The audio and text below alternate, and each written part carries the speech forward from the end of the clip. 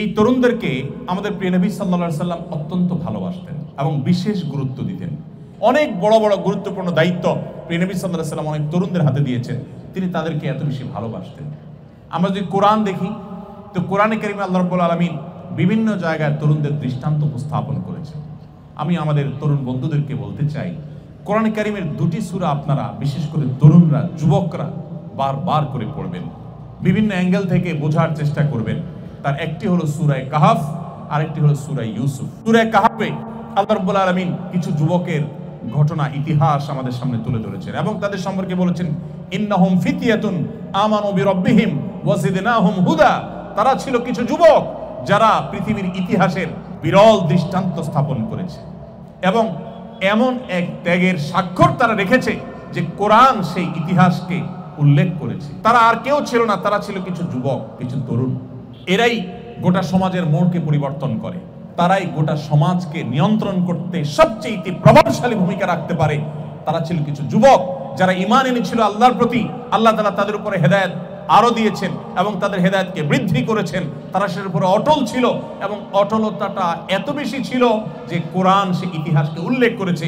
আজকের তরুণদের সেই ঘটনা পড়া উচিত, কিভাবে শিরক থেকে বাঁচার জন্য, তাওহীদের দিকে যাওয়ার জন্য যুবকরা কাজ করেছে, কিভাবে তারা অনুপ্রেরণা হয়ে আছে আমাদের জন্য, অনুসরণীয় হয়ে আছে পৃথিবীর ইতিহাসের আগামীর সকল তরুণদের জন্য। সেটি জানবার জন্য আপনাকে সূরা কাহাফ পড়তে হবে। সূরা কাহাফের তরুণদের সেই ঘটনা আপনাকে পড়তে হবে। আসহাবে কাহফের যুবকদের ঘটনা আপনাকে জানতে হবে। আরো বিভিন্ন যুবকদের ঘটনা, একাধিক যুবক দলের ঘটনা আল্লাহ সুবহানাহু ওয়া তাআলা সূরা কাহাফে উল্লেখ করেছেন। কিয়ামতের আগে দাজ্জালের ফিতনা থেকে বাঁচার জন্য এই সূরা কাহাফটা অনেক বেশি গুরুত্বপূর্ণ।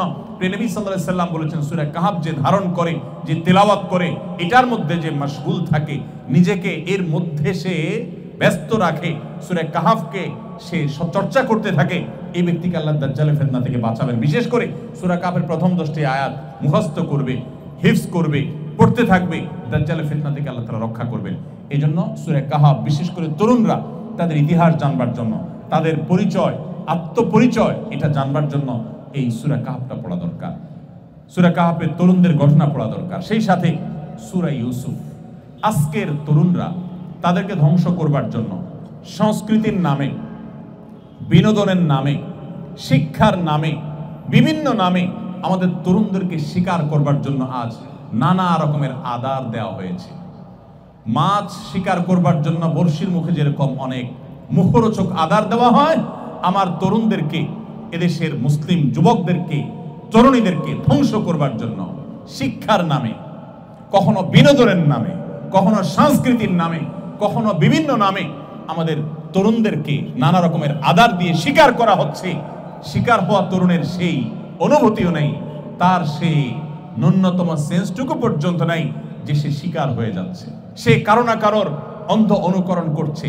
তাকে বলা হচ্ছে তুমি স্বাধীন হও, তাকে বলা হচ্ছে তুমি খোলস থেকে বেরিয়ে আসো, তাকে বলা হচ্ছে তুমি নিজের মত প্রকাশ করো, তাকে বলা হচ্ছে তুমি মুক্ত হও।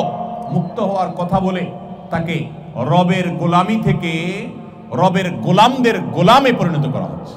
এই জন্য আমার তরুণ বন্ধুদের প্রতি, আপনাদের প্রতি আমার আরজ থাকবে যে আজ তরুণদের চরিত্র ধ্বংস করবার যে চক্রান্ত চলছে, এখান থেকে বাঁচবার জন্য ইউসুফ আলাইহিস সালামের ঘটনা বারবার পাঠ করা দরকার, পুনর্পাঠ করা দরকার। কিভাবে একজন মুসলিম তরুণ, আল্লাহর প্রতি বিশ্বাসী তরুণ, সে নিজেকে নিয়ন্ত্রণ করতে শিখবে, যেখানে সেখানে সে নিজেকে বিলিয়ে দিবে না। তার একটা আত্মসম্মান থাকবে, আত্মমর্যাদা থাকবে, আত্মপরিচয় থাকবে, তার মধ্যে একটা বাইন্ডিংস থাকবে, নিয়ন্ত্রণ করবার ক্ষমতা থাকবে। যার নিজের প্রতি নিজের কন্ট্রোলিং পাওয়ার নেই, সে নিজেকে যুবক দাবি করাটাও হাস্যকর।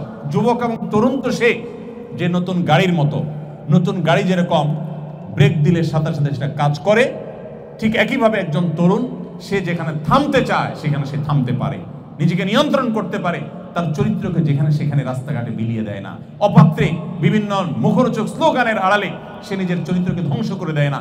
আজকের তরুণদের চরিত্র, এটাকে ধ্বংস করবার জন্য যত আয়োজন আছে, গোটা সমাজে চালনি দিয়ে চেকে মুসলমান তরুণদের মধ্যে সৎ চরিত্রবান তরুণ, যেই তরুণ দাঁড়িয়ে বুক টান টান করে বলতে পারবে আমার জীবনে একটি মুহূর্তের জন্য কোনো অশ্লীলতা, কোনো মন্দ বিষয়, জেনা বা জেনার আনুষঙ্গিক কোনো বিষয় আমাকে কখনো স্পর্শ করেনি, এরকম বুক টান করে বলার মতো তরুণের সংখ্যা এই সমাজে খুব কম।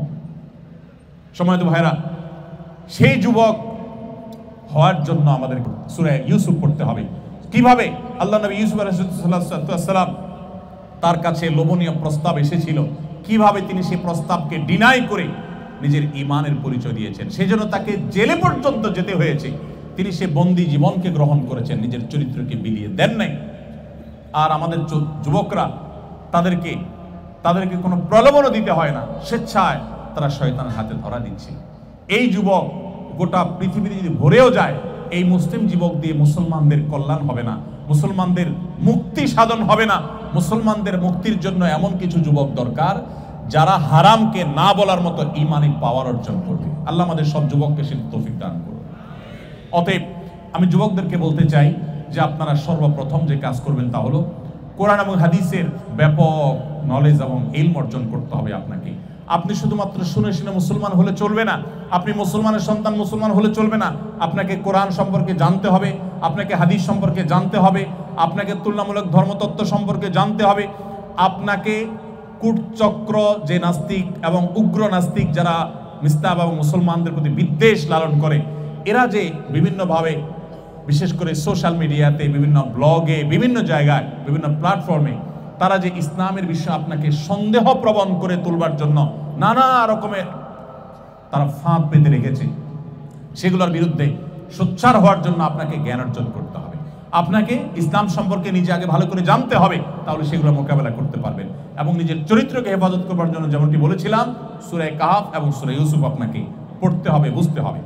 আল্লাহ তাআলা আমাদের সমস্ত যুব সম্প্রদায়কে যত ষড়যন্ত্র আছে, দেশীয় এবং আন্তর্জাতিক ষড়যন্ত্র, আমাদের এগুলো থেকে আল্লাহ রাব্বুল আলামিন আপন অনুগ্রহে, আপন রহমতে আমাদের সবাইকে হেফাজত করুন, বলুন আমিন।